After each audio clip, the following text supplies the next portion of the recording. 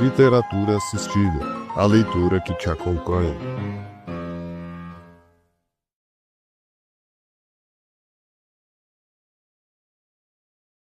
Especial: Comentários sobre a Arte da Guerra, por Pedro Borek, professor e cientista social pela Universidade Federal de São Paulo.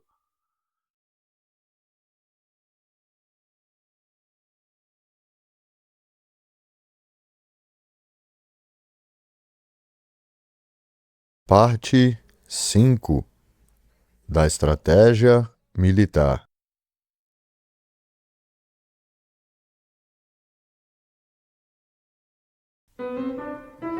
O documento 5 apresenta o coração da filosofia militar Sun. Em toda guerra, enfrenta-se o ortodoxo e vence-se o não ortodoxo. O ortodoxo é aquilo que segue a norma, o esperado, o convencional. O não ortodoxo é a surpresa, a ruptura, o inesperado. Toda ação é um jogo entre previsibilidade e ruptura. A habilidade suprema está em navegar o não ortodoxo sem perder a base estrutural oferecida pelo ortodoxo. Sun Tzu usa analogias precisas. Não há mais do que 5 sons, mas as variações desses 5 sons são inesgotáveis. Não há mais do que 5 cores, mas suas variações são inesgotáveis. Não há mais do que 5 sabores, mas as suas combinações são infinitas. Assim também a guerra. O ortodoxo e não ortodoxo são apenas 2, mas as variações entre ambos são inesgotáveis. Eles se geram mutuamente como um ciclo infinito. Em seguida, ele descreve 2 qualidades da força vitoriosa. A velocidade da água corrente, capaz de arrastar pedras, deve-se ao seu ímpeto. A velocidade de uma ave de rapina, capaz de quebrar e destruir, deve-se à sua precisão. Portanto, um guerreiro habilidoso possui tanto um ímpeto formidável quanto uma precisão veloz. Seu ímpeto é como uma besta armada, tensão acumulada. Sua precisão é como o disparo do gatilho, o momento exato. Sun Tzu então faz uma afirmação. O caos surge da ordem, a covardia da coragem, a fraqueza da força. Ordem e caos são questões da dinâmica social. Coragem e covardia são questões de circunstância. Força e fraqueza são questões de forma. Sun Tzu desafia uma visão rígida do caráter e da moralidade. O comportamento humano é moldado pela situação, não por essências fixas. Aqueles que são hábeis em manipular o inimigo o moldarão, e o inimigo certamente o seguirá. Ofereçam-lhe algo, uma isca, uma vantagem aparente, e o inimigo certamente a aceitará. Seduzem-se com benefícios e aguardam-se com tropas. Sun Tzu está falando de criar um ambiente no qual o inimigo só tem uma escolha racional, aquela que você quer que ele tome. Você não força o outro, você molda o campo de possibilidades dele. Para ele, o estrategista habilidoso busca vantagem na situação, não nos indivíduos em si. Isso lhe permite selecionar as pessoas certas e aproveitar os recursos disponíveis. Sun Tzu rejeita a ideia de que qualidades pessoais, coragem, força, talento, sejam decisivas isoladamente. A vitória depende da relação entre indivíduo e contexto. O ambiente pode transformar capacidades potenciais em capacidades reais. Pessoas certas só existem em situações certas. O mérito individual só floresce quando encontra uma estrutura que o sustente. O documento conclui com uma imagem que resume toda a sua filosofia estratégica. Aqueles que sabem aproveitar a situação lutam com a mesma facilidade com que rolam toras ou pedras. A natureza das toras e das pedras é tal que elas permanecem imóveis quando em repouso, movem-se quando em agitação, param quando quadradas e rolam quando redondas. Portanto, a vantagem estratégica de um estrategista habilidoso é como rolar uma pedra redonda montanha abaixo. Esse é o poder do momento. A forma determina a ação. Se você configurar corretamente o terreno, a força da gravidade faz o resto. Não é preciso empurrar, basta liberar. O documento 5 oferece uma teoria completa da ação estratégica baseada na interação entre nome e exceção, estrutura e inovação, ímpeto e precisão, ordem e caos, indivíduo e situação. Sun Tzu descreve o poder como fenômeno emergente. Ele não é possuído, mas construído no encontro entre condições sociais e decisões. A vitória não é consequência de heroísmo, é consequência de compreender a natureza das circunstâncias e deixá-las trabalhar a favor. A pedra redonda não vence porque é forte.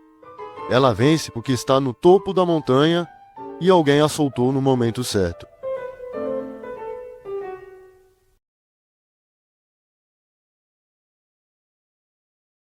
Parte 6. Ilusório e real.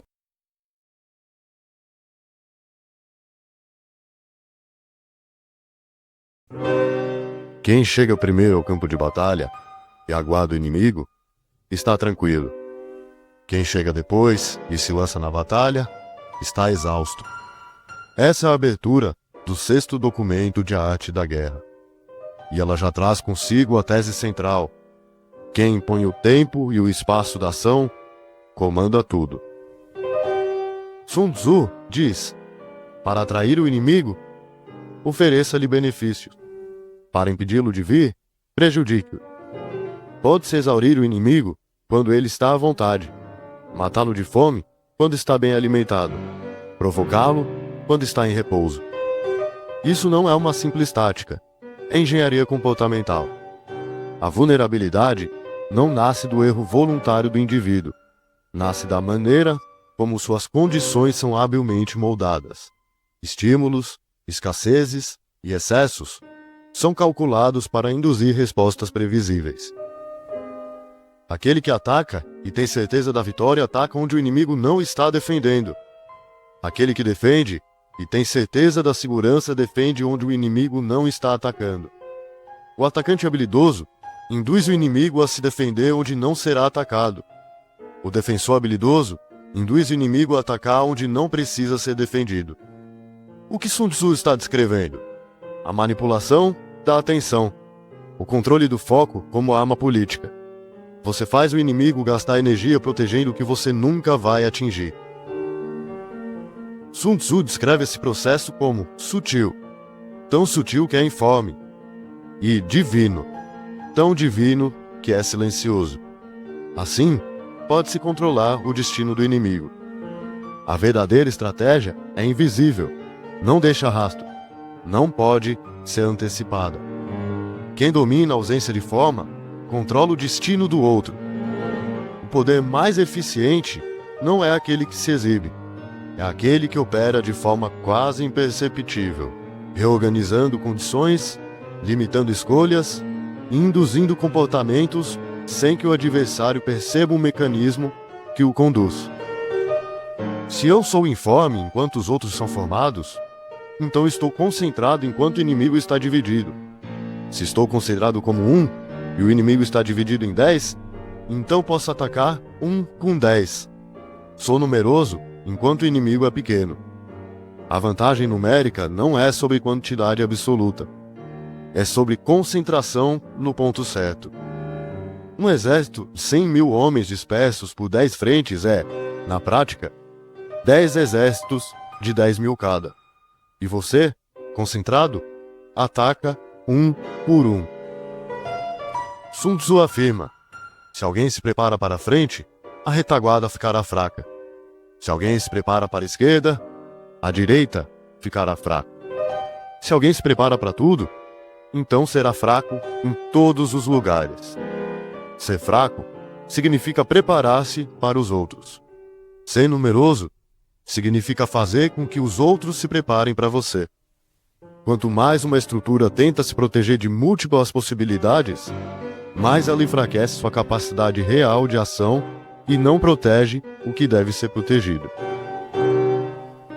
Se alguém conhece o local e o dia da batalha, pode entrar em combate a milhares de quilômetros de distância. Se não conhece, então a esquerda não pode auxiliar a direita. A frente não pode auxiliar a retaguarda. Sun Tzu está dizendo algo fundamental. A informação organiza a solidariedade. A ignorância fragmenta a sociedade. Quando as tropas não sabem onde nem quando o combate ocorrerá, elas não podem cooperar. O mesmo vale para qualquer organização. Sem informação compartilhada, não há coordenação possível. Sun Tzu menciona o exército de He, numeroso, inimigo tradicional do estado de Wu. E ele pergunta: que vantagem traz a quantidade se não há coesão, direção e clareza estratégica? A sociologia contemporânea reconhece essa distinção. Números representam massa, mas massa não representa poder se não houver ímpeto, coordenação e estrutura.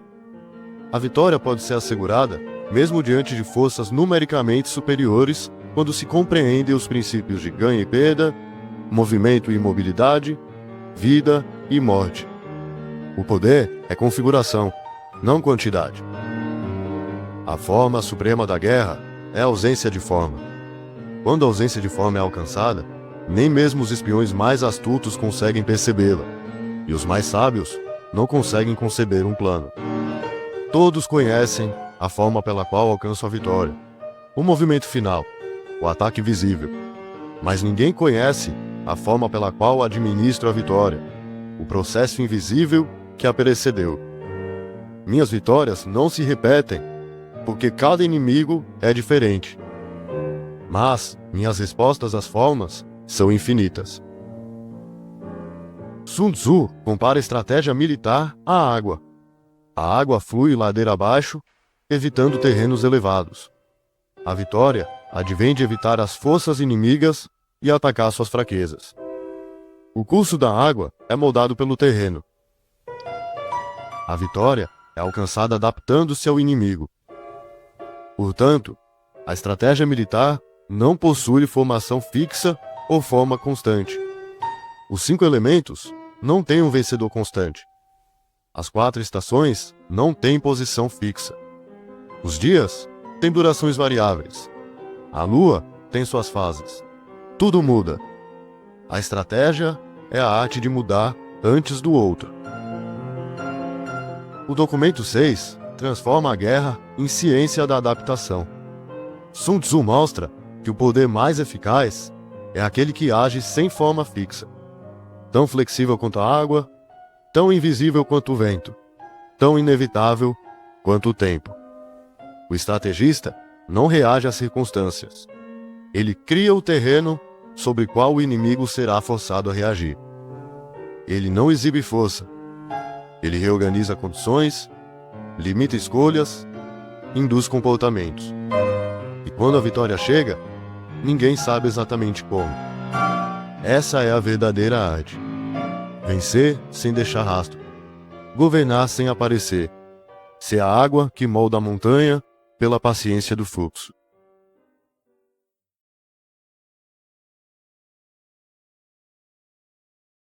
A ausência de forma não é teoria. É o poder que age sem você perceber.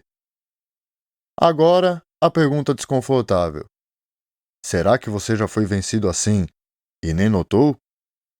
Inscreva-se e deixe o seu like. A reflexão vem antes do movimento.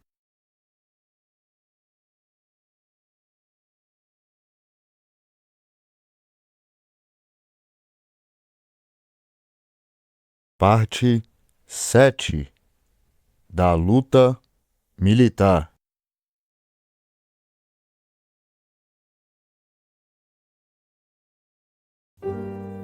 Nada é mais difícil do que a manobra militar. Não porque mover tropa seja complicada, mas porque a manobra não se resume ao deslocamento físico. Inclui transformação social, psicológica e estrutural. Essa é a base do 7º documento. Sun Tzu afirma: a dificuldade da manobra reside em transformar o indireto em direto e a adversidade em vantagem. Deve-se tomar um caminho indireto e atrair o inimigo com promessas de lucro, para que aqueles que começam mais tarde cheguem primeiro. Isso é controle geográfico e mecanismo psíquico. A ilusão de vantagem que induz o outro a agir de forma precipitada. A arte da guerra é, desde cedo, descrita como manipulação de incentivos e ciência da percepção. Em seguida, ele calcula os custos da busca cega por lucro. Se você marcha apressado, dia e noite, por 100 li, apenas 1/10 das tropas chega. Os generais são capturados. A 50 li, metade chega. A 30 li, 2/3. Ele está ilustrando a irracionalidade da cobiça como força que destrói coesão e logística. Exércitos desmoronam quando o desejo de ganho supera a racionalidade da marcha. Sun Tzu é categórico. Um exército sem comboios de bagagem perecerá. Sem suprimentos de alimentos, perecerá. Sem provisões, perecerá. Quem não entende o terreno, montanhas, florestas, passagens perigosas, pântanos, não pode marchar. Quem não utiliza guias locais, não consegue tirar proveito do terreno. Essa é a economia política da guerra. A capacidade de sobreviver no campo depende menos da força e mais do abastecimento. Sem logística, não existe estratégia. Sem informação local, não existe exército. Em seguida, sintetiza o exército ideal em 6 imagens. Veloz como o vento, silenciosa como a floresta, devastadora como o fogo, imóvel como uma montanha, imprevisível como as sombras e fulminante como um trovão. Cada metáfora corresponde a uma dimensão do movimento social: velocidade, discrição, violência, solidez, mutação e impacto. A guerra é apresentada como um conjunto de forças naturais, e o estrategista como intérprete dos ritmos da natureza e da sociedade. Ele cita um documento militar antigo, não identificado, Assuntos Militares e Políticos, acerca da unificação dos sentidos. Como as pessoas não podem se ouvir, usam gongos e tambores. Como não podem se ver, usam estandartes e bandeiras. Quando o povo está unificado, o bravo não pode avançar sozinho, e o covarde não pode recuar sozinho. A coordenação simbólica transforma indivíduos dispersos em um corpo coletivo disciplinado. A guerra depende do gerenciamento das percepções, dos sons e imagens que orientam comportamentos. O documento também traz uma análise do moral. O moral de um exército é alto pela manhã, baixo à tarde e baixo à noite. Um comandante habilidoso evita o moral elevado do inimigo e ataca quando está baixo. O moral é ritmado pela fadiga, pela luz, pelo cansaço e pelo medo. A guerra torna-se ciência do tempo físico, humano e emocional. Sun Tzu encerra o documento com 7 princípios. Não enfrente terreno elevado. Não se oponha a um inimigo de costas para uma colina. Não execute uma retirada fingida. Não ataque tropas de elite. Não bloqueie o exército em retirada. Deixe uma abertura ao sitiar um exército. E não pressione um inimigo desesperado. Por que não pressionar um inimigo desesperado? Porque o desespero pode produzir força indomável. Encurralar alguém sem saída é provocar sua última e mais violenta resistência.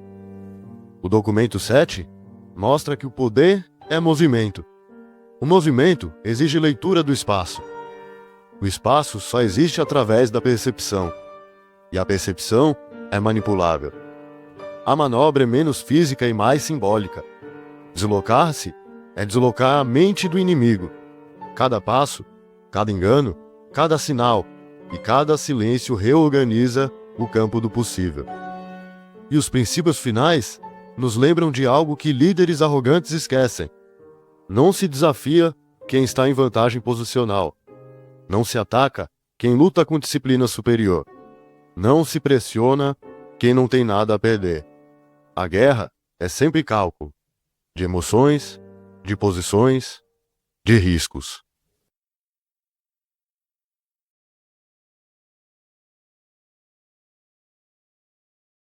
Parte 8 das 9 transformações.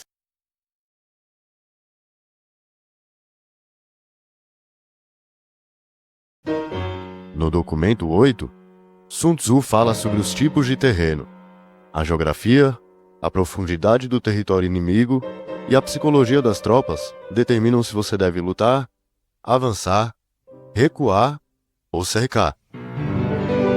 Existem ordens que um general não deve obedecer, caminhos que não deve seguir, exércitos que não deve atacar, cidades que não deve sitiar. Essa é uma das afirmações mais radicais de A Arte da Guerra, e está no documento das 9 transformações. Sun Tzu afirma: em terreno acidentado, não acampe. Em encruzilhadas, una forças. Em terreno isolado, não se demore. Em terreno sitiado, elabore um plano. Em terreno desesperado, lute. Cada condição espacial, cada morfologia do terreno, impõe uma exigência diferente. A adaptabilidade se torna mais importante que qualquer regra absoluta. O general sábio não segue um manual. Ele lê o mundo em sua particularidade. Há caminhos que o general não deve seguir, exércitos que não deve atacar, cidades que não deve sitiar, territórios pelos quais não deve lutar, e ordens de seu soberano que ele não deve obedecer. O general não é mero executor do poder político, ele é guardião da sobrevivência do Estado. Sua responsabilidade estratégica supera a obediência cega. Instituições estáveis dependem de agentes capazes de desobedecer quando a ordem se torna irracional e destrutiva.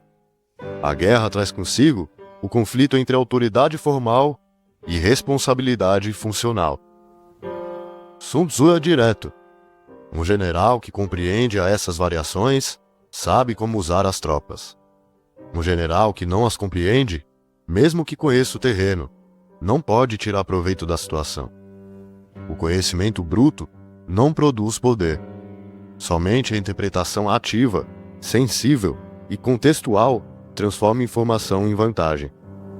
É uma teoria cognitiva da guerra, que antecede séculos de reflexão sociológica ocidental sobre percepção, agência e racionalidade. As considerações de uma pessoa sábia devem equilibrar benefícios e malefícios. Quando equilibradas com benefícios, garantem a confiabilidade dos planos. Quando equilibradas com os malefícios, resolvem os problemas. Governar não é apenas ordenar, é mobilizar e seduzir. Para controlar atores complexos, cada qual com interesses próprios, é preciso compreender seus incentivos, seus medos e suas vulnerabilidades. Sun Tzu, então, em seguida, formou um princípio fundamental. A arte da guerra não consiste em confiar que o inimigo não virá, mas em ter os meios para enfrentá-lo. Não consiste em confiar que o inimigo não atacará, mas em ter algo que não possa ser atacado. Ele rejeita o otimismo ingênuo. O Estado deve estruturar-se de tal modo que o ataque inimigo não seja uma ameaça existencial. Qualquer organização que confia demais no comportamento alheio, seja aliado, população ou rival, abdica da própria segurança. Ele também lista 5 fraquezas de um general. Se o general está determinado a morrer, pode ser morto. Ele se lança ao sacrifício inútil. Se está determinado a viver, pode ser capturado. O medo da morte o paralisa. Se é irracível, pode ser insultado. Reage a provocações. Se é incorruptível, pode ser humilhado. Sua própria ética é explorada. E, se ama o povo, pode ser sobrecarregado. Sua compaixão é usada contra ele. À primeira vista, parecem virtudes: coragem, prudência, justiça, integridade, compaixão. Mas quando absolutizadas, transformam-se em vulnerabilidades fatais. E assim, ele conclui: a derrota de um exército e a morte de um general são invariavelmente devidas a essas 5 fraquezas. Não são acidentes, são falhas de caráter, de julgamento e de autocontrole. O documento sugere que a primeira batalha não é entre exércitos, é entre o general e os seus próprios impulsos. O general sábio é aquele que domina o espaço, o tempo, a política, a percepção e, acima de tudo, a si mesmo. O bom governante não é o moralmente puro, é o equilibrado, aquele que domina suas inclinações e as usa estrategicamente. O documento 8 trata a guerra como arte suprema de adaptação. Sobrevivência é mais importante que obediência. Vencer depende menos do inimigo do que da lucidez diante de um mundo em constante mutação. As virtudes, quando levadas ao extremo, tornam-se disfuncionais. A coragem vira suicídio, a prudência vira paralisia, a justiça vira previsibilidade, a integridade vira exploração, a compaixão vira sobrecarga. O verdadeiro estrategista não é aquele que não tem fraquezas, é aquele que conhece suas próprias fraquezas e as administra antes que o inimigo as explore.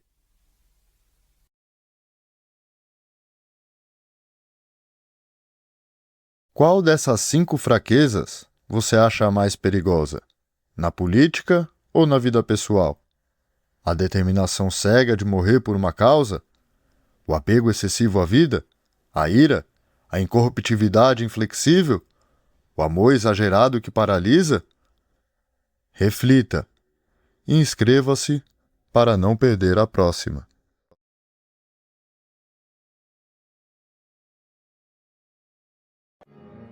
Continua no próximo capítulo. Deixe seu like, comente, compartilhe e inscreva-se. Colabore para manter esse projeto vivo. Envie um Pix escaneando o QR Code na tela. Você também pode apoiar nosso trabalho no Apoia-se. Link na descrição e no primeiro comentário fixado. Literatura assistida.